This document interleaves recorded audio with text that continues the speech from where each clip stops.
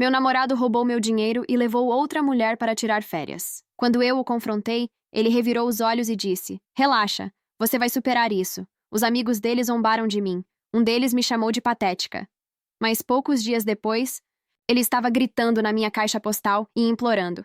Félix e eu estávamos juntos há pouco mais de 3 anos. Não morávamos oficialmente juntos, mas ele ficava na minha casa quase todas as noites, já que o apartamento dele ficava a 40 minutos de carro do trabalho, enquanto o meu ficava a apenas 15 minutos de distância. Conversamos sobre morar juntos, de verdade no ano que vem, quando meu contrato acabasse. Pelo menos, esse era o plano. Nós dois éramos financeiramente medianos. Dividíamos a maioria das despesas quando saíamos, nos revezávamos para pagar as compras, e geralmente, tínhamos o que eu achava ser um arranjo justo. Eu estava economizando há 1 ano e meio para um depósito de segurança, e o primeiro mês de aluguel em um lugar melhor quando nos mudássemos juntos. Não era muito dinheiro, cerca de R$ 2.800, mas representava muitos pequenos sacrifícios. Preparar lanches em vez de comprá-los, pular o Starbucks, assumir alguns turnos extras de fim de semana quando eles estavam disponíveis. Na sexta-feira passada, fui transferir dinheiro da minha poupança para minha conta corrente para cobrir o pagamento do seguro do meu carro. Abri o aplicativo bancário e quase deixei o telefone cair. O saldo da minha conta poupança era de 267, não os 2.800 que deveriam estar lá. Imediatamente pensei que havia algum erro ou que minha conta havia sido hackeada. Liguei para o banco em pânico, e depois de passar pelas perguntas de segurança, o atendente abriu o histórico de transações recentes. Houve um saque de 2.550 3 dias antes. Eu não tinha feito essa retirada. O atendente perguntou se mais alguém tinha acesso à minha conta, e foi aí que meu estômago embrulhou. Felix sabia a senha do meu telefone. Nunca escondi isso dele. Sempre tivemos uma política de telefone aberto. Ele me viu digitar a senha do meu aplicativo bancário antes. Eu nunca pensei que ele faria isso. Agradeci ao atendente do banco e desliguei. Depois, verifiquei os recursos de segurança no aplicativo. A retirada foi feita pessoalmente, em uma agência do outro lado da cidade, usando meu documento de identidade. Exceto pelo fato de que eu não ia àquela agência havia meses. Félix deve ter pegado minha carteira de motorista enquanto eu estava no chuveiro ou dormindo. Tentei ligar para ele, mas a chamada foi direto para a caixa postal. Mandei uma mensagem perguntando onde ele estava e se poderíamos conversar. Ele respondeu algumas horas depois, dizendo que tinha saído com os amigos e que voltaria amanhã. Algo parecia estranho. Passei a noite me revirando, tentando pensar em alguma explicação além do óbvio. Talvez houvesse uma emergência que ele não tivesse me contado. Talvez estivesse planejando uma surpresa elaborada. No fundo, eu sabia que estava me agarrando a qualquer desculpa. Na manhã seguinte, verifiquei o Instagram dele. Algo que raramente faço, já que ele mal posta. Não havia nada de novo no perfil dele. Mas, ao olhar as histórias do seu amigo André, meu mundo desabou. Lá estava Felix, em uma praia, com o braço em volta de uma garota que eu nunca tinha visto antes. A legenda dizia: segundo dia de férias, vibrações com esses pombinhos. Pombinhos no plural. Rolei para mais histórias de André e vi mais fotos de Félix com essa garota, Jasmine, de acordo com as marcações. Eles estavam em um resort que, por coincidência, custaria cerca de 2.500 para 2 pessoas. Me senti fisicamente mal, 3 anos juntos. E ele roubou meu dinheiro para levar outra mulher para férias. Fiquei sentada no chão do meu banheiro por horas, alternando entre chorar e me sentir completamente entorpecida. Quando Félix finalmente chegou em casa na noite de domingo, eu estava esperando. Ele entrou como se nada estivesse errado, bronzeado e sorrindo, deixando sua mochila perto da porta. Me cumprimentou casualmente e tentou me beijar, mas eu dei um passo para trás e o confrontei. Onde você realmente estava? No começo, ele tentou continuar com sua história sobre sair com os amigos. Mas, quando mostrei a ele as histórias do Instagram de André, sua expressão mudou completamente. Não para constrangimento ou vergonha, mas para puro aborrecimento. Como se eu o tivesse pego em uma pequena mentira sobre comer o último biscoito. Não por trair todo o nosso relacionamento. Ele nem sequer negou ter pego o dinheiro. Alegou que foi uma coisa de última hora e que Jasmine tinha ganhado ingressos, mas precisava de alguém para ir com ela. Disse que iria me pagar de volta, eventualmente. Como se isso fizesse tudo certo. Quando apontei que ele mal conseguia cobrir sua metade das compras na maioria das semanas, Ele ficou na defensiva. A parte que realmente me chocou foi quando ele tentou minimizar o roubo, dizendo: "Não é como se eu tivesse pegado o dinheiro do seu aluguel. Eu o encarei. Esse era o dinheiro do nosso futuro apartamento. Eu economizei por mais de um ano ele." Teve a audácia de rir e dizer: "Você nunca encontraria nada decente por apenas $800 de qualquer maneira." Quando perguntei se Jasmine era sua namorada, ele hesitou tempo suficiente para que eu soubesse a verdade antes de negar. Ele alegou que ela era apenas uma amiga, mas todos sabemos que amigos não vão juntos para férias românticas na praia. O confronto foi tão desdenhoso. Ele pegou uma cerveja da geladeira e me disse que não queria brigar sobre isso, agindo como se eu tivesse fazendo um grande auê por nada. Quando o chamei de ladrão e traidor, ele me olhou bem nos olhos e disse: "Relaxa, você vai superar isso." Foi quando percebi que isso não era um erro ou um lapso de julgamento único. Esse era quem ele realmente era. Alguém que poderia roubar de mim, me trair e ainda assim me dizer para superar isso, como se eu estivesse sendo irracional. Eu disse a ele para sair do meu apartamento. Ele tentou argumentar, dizendo que seu lugar era longe e que precisava trabalhar de manhã. Respondi que esse era o problema dele e que ele deveria ter pensado nisso antes de roubar meu dinheiro e me trair. Quando ele estava saindo, teve a coragem de resmungar que eu estava sendo impossível e fazendo um grande drama por nada. Sua despedida foi me dizer: "Mantenha esse drama aí. Jasmine não agiria assim." Depois que ele foi embora, eu desmoronei no sofá, tremendo. Passei os últimos 2 dias em uma névoa, tentando processar tudo. Eu o bloqueei depois de receber várias mensagens me acusando de exagerar e de precisar me acalmar para que pudéssemos conversar como adultos. Liguei para o trabalho dizendo que estava doente ontem e hoje. Mal comi. Continuo verificando minha conta bancária, esperando de alguma forma que o dinheiro reapareça. Mesmo sabendo que isso não vai acontecer, não sei o que fazer agora. Parte de mim quer denunciar o roubo à polícia, mas estamos juntos há 3 anos. Apesar de tudo, a ideia de vê-lo preso me deixa doente. Mas então lembro da expressão em seu rosto quando me disse para superar isso. E sinto um tipo diferente de mal-estar. Liguei para o banco novamente esta manhã, mas como ele tinha acesso à minha identidade e sabia minhas senhas, disseram que isso seria considerado uso não autorizado, e não fraude. Minha melhor opção seria prosseguir com isso como uma questão civil. Estou mudando todas as minhas senhas, abrindo uma nova conta bancária e planejando trocar as fechaduras amanhã. Não acho que ele tentaria voltar. Mas eu já não sei mais quem ele é. Então, não posso ter certeza. Nem sei o que estou pedindo aqui. Só precisava desabafar em algum lugar, porque sinto que estou me afogando. Primeira atualização. Primeiro, quero agradecer a todos que comentaram no meu último post. Eu sinceramente não esperava que tantas pessoas respondessem. Ler seus comentários me fez sentir menos louca e sozinha.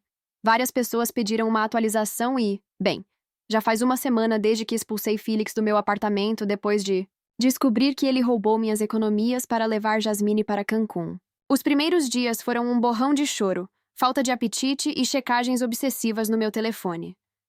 Mesmo tendo bloqueado Félix, continuei pensando que ele encontraria uma maneira de entrar em contato comigo e me dizer que tudo isso era um grande mal-entendido. Voltei ao trabalho na quarta-feira porque não podia me dar ao luxo de perder mais dias. Minha colega percebeu que algo estava errado e perguntou, durante o almoço, se eu estava bem. Dei a ela uma versão resumida da história, e ela ficou apropriadamente horrorizada. Foi uma validação ver a reação chocada de outra pessoa. Naquela noite, recebi uma mensagem de um número desconhecido. Era Felix. Ele estava mandando mensagem do telefone de seu amigo Maurício. A mensagem era curta. "Precisamos conversar." Não respondi. 1 hora depois, outra mensagem chegou. "Você está sendo infantil. É só dinheiro. Eu disse que vou te pagar de volta." Bloqueei o número de Maurício também. Na quinta-feira, tudo foi relativamente tranquilo, mas na sexta, as coisas realmente pioraram. Minha amiga Carla me convidou para sair e insistiu que eu precisava sair do meu apartamento. Eu estava relutante, mas concordei. Ela estava certa. Eu estava alternando entre trabalhar e me esconder debaixo dos cobertores assistindo TikTok. Fomos a um bar no centro da cidade que tem noites de perguntas e respostas às sextas-feiras. Eu estava começando a me sentir quase normal pela primeira vez na semana, rindo dos palpites terríveis de Carla durante a rodada de música. Então, fui ao banheiro. E quando voltei, eu congelei. Felix estava lá. Ele estava sentado em uma mesa, do outro lado do bar, com André, Maurício e mais 3 caras do grupo dele. Eles ainda não tinham me visto. Imediatamente, disse a Carla que precisávamos ir embora. Mas quando eu estava pegando minha jaqueta, André me viu. Ele se aproximou com um sorriso presunçoso e fez comentários altos, para que todos ouvissem. Olha só quem está aqui. Ainda chorando pelo seu cofrinho? Ele riu. O Félix passou a semana toda deprimido por causa da sua reação exagerada. Não é como se ele tivesse gastado seu dinheiro com drogas. Foram só férias com uma gostosa. Eu senti meu sangue ferver. Qualquer garota e qualquer cara teriam feito o mesmo.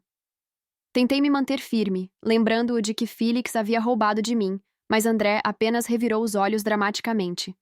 A essa altura, Félix percebeu a comoção e estava vindo com Maurício. E os outros, bloqueando efetivamente nosso caminho para a porta. Félix agiu com tanta naturalidade, como se simplesmente tivéssemos nos esbarrado no supermercado. Continuou insistindo que eu precisava desbloqueá-lo para que pudéssemos resolver isso. Quando afirmei com firmeza que não havia nada para resolver, pois ele roubou meu dinheiro e me traiu, Maurício e outro cara começaram a rir. A defesa de Félix foi patética. Ele admitiu que pegar o dinheiro sem pedir foi errado, mas alegou que não era roubo porque estamos juntos e o que é seu é meu. Ele insistiu que Jasmine era apenas uma amiga e que não era uma viagem romântica, já que André e Maurício também estavam lá.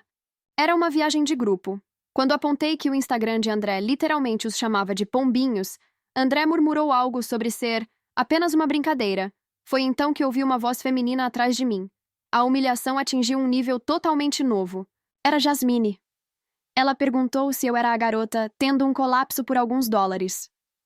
Tentei explicar que ele roubou minhas economias, mas ela me olhou de cima a baixo com uma expressão de pena e disse: patético. Ficar tão nervosa por 2.000. Corrigi. Na verdade, foram 2.550. Demorei mais de 1 ano para juntar esse dinheiro. Ela jogou a cabeça para trás e riu. Isso é ainda mais triste. Olhei para Félix, esperando que ele me defendesse, ou ao menos dissesse para ela recuar. Em vez disso, ele estava olhando para o chão, com um pequeno sorriso brincando nos cantos da boca. Foi quando me dei conta. Ele contou tudo a eles. Eles estavam rindo sobre isso, sobre mim. A garota que foi estúpida o suficiente para ser roubada. A garota que foi patética o suficiente para se importar. Carla, a santa que ela é, anunciou que estávamos indo embora e empurrou Maurício para o lado. Enquanto nos afastávamos, ouvi mais risadas atrás de nós. Jasmine fez questão de falar alto o suficiente para que eu ouvisse.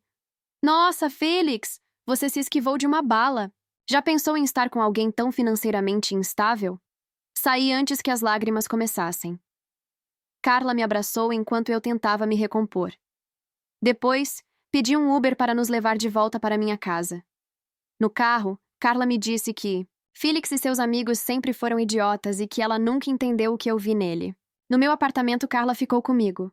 Pedimos pizza, abri uma garrafa de vinho e ela me deixou desabafar. Mostrei a ela as mensagens que Félix tinha enviado do telefone de Maurício, e ela me ajudou a bloquear mais alguns números que eu nem tinha pensado. Na manhã seguinte, acordei com uma mensagem direta no Instagram. De Jasmine.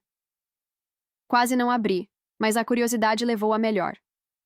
A mensagem confirmou meus piores medos. Ela e Félix estavam se vendo há meses. Ele dizia para ela que nós já estávamos basicamente terminados e que éramos apenas colegas de quarto. Jasmine disse que achou nojento quando descobriu que ele roubou meu dinheiro, mas queria que eu soubesse de toda a verdade. Que não começou com Cancún. Tirei um print da conversa e então a bloqueei também. Todas aquelas noites trabalhando até tarde. Os fins de semana em que ele estava ajudando um amigo a se mudar. As ligações misteriosas que ele atendia do lado de fora. Tudo fazia sentido agora. Mostrei a mensagem para Carla quando ela acordou. Ela não ficou surpresa. Apenas apontou que homens como Félix não simplesmente decidem roubar e trair do nada. Eles planejam isso. Sábado. Montando um plano passeio sábado, colocando minha vida em ordem. Liguei para meu senhorio, expliquei a situação e perguntei se podia trocar as fechaduras, já que Félix não estava no contrato. Ele concordou em enviar um chaveiro na segunda de manhã. Fui ao banco e abri uma conta nova em um banco completamente diferente. Transferi o pouco dinheiro que me restava. Mudei todas as minhas senhas. Ativei a autenticação de 2 fatores em tudo. Carla me ajudou a vasculhar meu apartamento, reunindo tudo o que Felix deixou para trás. Não era muita coisa. Algumas roupas, uma escova de dentes, alguns videogames. Nada que valesse a pena brigar. Domingo. Algo mudou, acordei me sentindo diferente. Não exatamente melhor, mas mais clara. A humilhação de sexta à noite ainda doía, mas por baixo dela havia outra coisa. Raiva. Não aquela raiva quente e impulsiva de quando descobri tudo. Mas algo frio, focado. Eles achavam que eu era patética? Ótimo. Deixem eles pensarem isso. Mas eu não ia simplesmente desaparecer. Passei o domingo limpando meu apartamento de cima a baixo. Joguei fora qualquer coisa que me lembrasse de Felix. Reorganizei os móveis.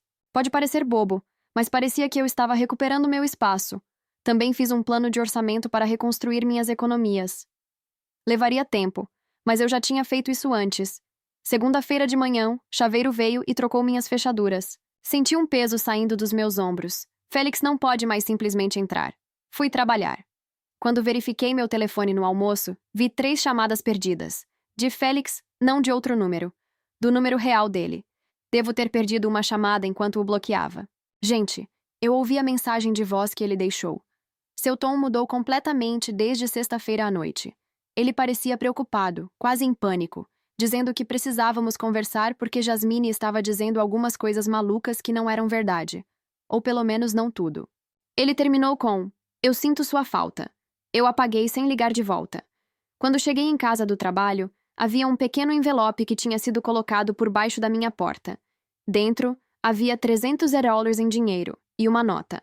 Começando a pagar. "Você de volta. Podemos, por favor, conversar? $300 de 2.550. E ele pensou que isso consertaria as coisas. Não tenho certeza de qual é o jogo dele agora. Talvez Jasmine o tenha largado depois de descobrir que ele é um ladrão. Talvez seus amigos tenham se entediado com o drama e ele não tenha ninguém para sair. Talvez ele tenha percebido que morar a 40 minutos do trabalho, na verdade, é uma droga. Seja lá o que for, eu não estou interpretando o Félix que eu pensei que sabia, que nunca existiu. O verdadeiro Félix roubou meu dinheiro, me traiu por meses, deixou seus amigos zombarem de mim e ficou parado enquanto sua outra namorada me chamava de patética. Carla está vindo de novo hoje à noite para me ajudar a redigir um texto, deixando bem claro que terminamos, e ele precisa parar de entrar em contato comigo. Ela também sugeriu que eu documentasse tudo, caso eu precise obter uma ordem de restrição, o que parece extremo. Mas depois da última semana, eu não colocaria nada além dele. Atualizarei novamente se algo significativo acontecer. Segunda. Atualização. Obrigado a todos pelo apoio esmagador em minhas postagens anteriores. Ler seus comentários foi reconfortante e revelador. Muitos de vocês pediram outra atualização, então aqui está. Já se passaram quase 2 semanas desde o incidente no bar onde Felix, Jasmine e seus amigos me humilharam. Desde então, Felix intensificou suas tentativas de entrar em contato comigo. Os $300 que ele colocou por baixo da minha porta foram apenas o começo. Ele apareceu no meu local de trabalho 2 vezes. Tive que contar ao meu supervisor sobre a situação, o que foi humilhante. Enviou flores com bilhetes de desculpas e até a mãe dele me ligou. Não atendi na quinta-feira passada de manhã. Acordei e descobri que meu carro tinha um pneu furado. No começo, pensei que era apenas azar, até que notei um pequeno furo que parecia deliberado. Não posso provar que Félix fez isso, mas o momento parece suspeito. Eu já estava atrasado, então tive que chamar um Uber para ir trabalhar e lidar com o pneu depois, só mais uma despesa que eu não precisava. Essa foi a gota d'água. Depois do trabalho, fui direto para a casa da Carla, em vez de ir para casa. Fiquei com medo de que o Félix pudesse estar esperando no meu apartamento e eu precisava de espaço para pensar. Carla fez o jantar para nós e nos sentamos para descobrir uma estratégia real, não apenas bloqueá-lo e esperar que ele fosse embora, mas um plano abrangente para retirá-lo da minha vida permanentemente. Você precisa pensar nisso como um jogo de xadrez, Carla disse. Ele fez seus movimentos, agora é sua vez. Eu nunca fui bom em xadrez, mas entendi o que ela quis dizer. Até agora, eu estava reagindo a Félix, trocando minhas fechaduras depois que ele tentou vir, bloqueando números depois que ele me contatou. Eu precisava ser proativo em vez de reativo. Fizemos uma lista de tudo que eu precisava fazer. Mudar de casa completamente enquanto Félix está no trabalho. Desembaraçamento financeiro, documentar tudo, contatar sua família, entrar em contato com amigos em comum e preparar-me para uma potencial escalada. Na manhã seguinte, liguei para o trabalho dizendo que estava doente. Me senti mal por isso, mas eu precisava de um dia para colocar meu plano em ação. Primeiro, liguei para meu senhorio e expliquei a situação com mais detalhes. Para minha surpresa, ela foi incrivelmente compreensiva. Ela concordou em me deixar sair do meu contrato com apenas 30 dias de aviso, em vez dos habituais 60. Depois, fui ao meu banco e falei com um gerente sobre minhas contas.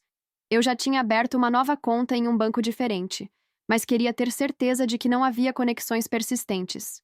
Também verifiquei meu relatório de crédito para ter certeza de que Félix não tinha aberto nada em meu nome.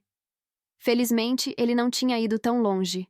Passei a tarde fazendo um inventário detalhado de tudo no meu apartamento, tirando fotos dos meus pertences. Separei as coisas em categorias. Coisas que definitivamente eram minhas diante de Félix, coisas que compramos juntos e itens que eram claramente dele.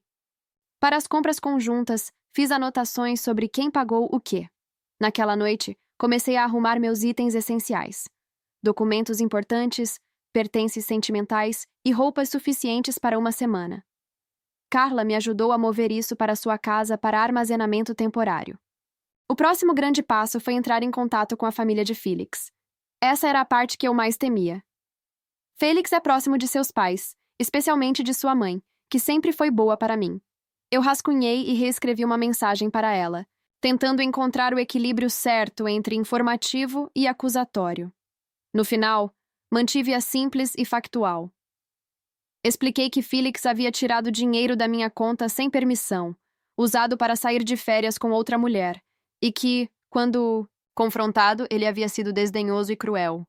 Incluí capturas de tela do meu extrato bancário mostrando a retirada, as postagens de André no Instagram de Cancún e a mensagem de Jasmine confirmando que eles estavam se vendo há meses. A resposta dela veio na manhã seguinte. Lena, estou chocada e desapontada ao ouvir isso. Eu criei Félix melhor do que isso. Sinto muito pelo que você está passando. Vou falar com ele. Senti um peso saindo dos meus ombros. Ela acreditou em mim. Eu não tinha percebido o quanto precisava dessa validação até obtê-la. A próxima parte do plano foi mais complicada. Entrar em contato com amigos em comum. Félix e eu compartilhamos vários grupos de amigos.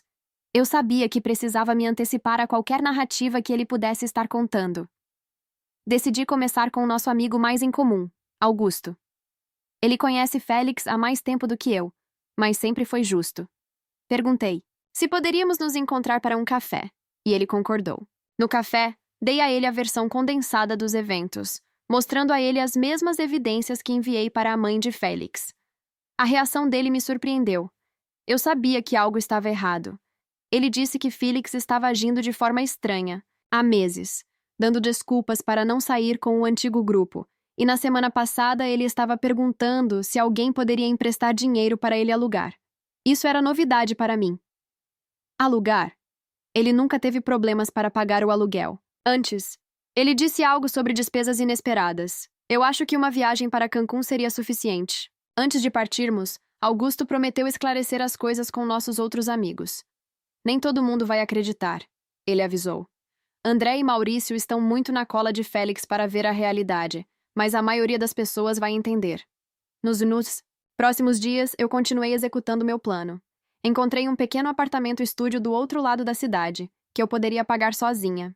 O senhorio concordou com um contrato de arrendamento de 6 meses, e eu poderia me mudar na semana seguinte. Também contatei minha operadora de telefone e mudei meu número.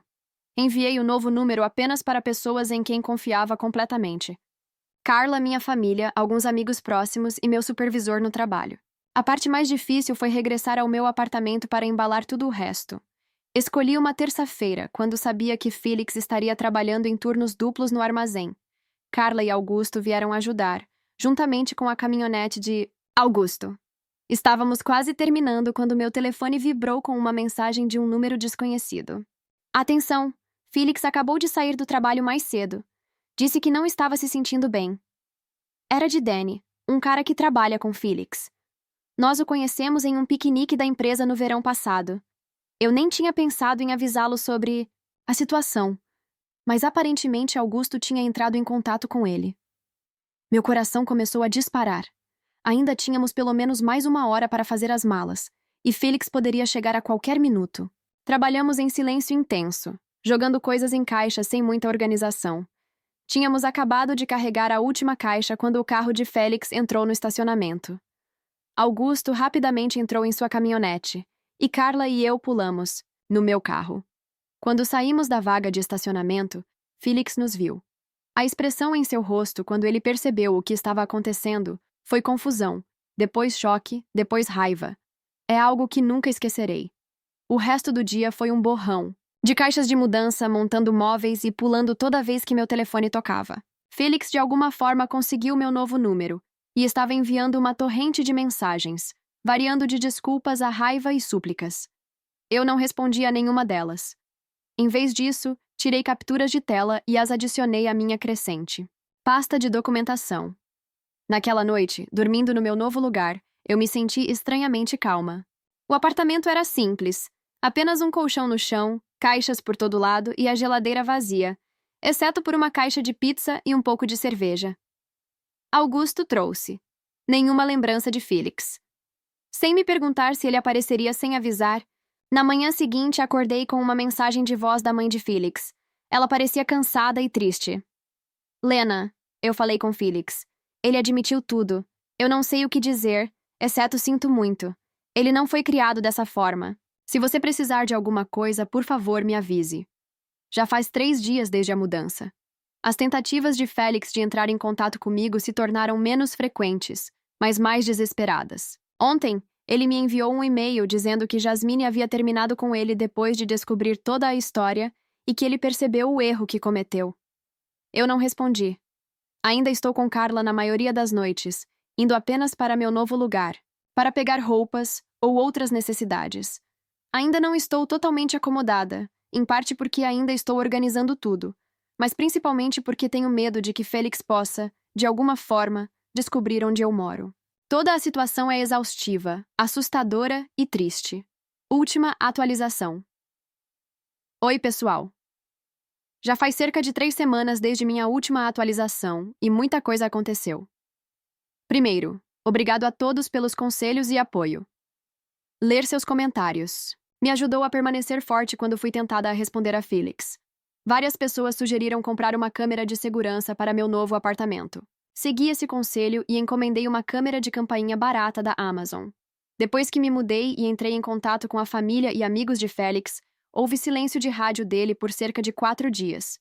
No começo, fiquei aliviada, pensando que talvez ele finalmente tivesse entendido a mensagem e estivesse seguindo em frente. Eu deveria ter pensado melhor. O silêncio foi quebrado na segunda-feira de manhã. Eu estava me preparando para o trabalho quando meu telefone vibrou com uma mensagem de texto de outro número desconhecido. Eu sei que você está lendo isso. Você não pode simplesmente jogar fora 3 anos. Precisamos conversar.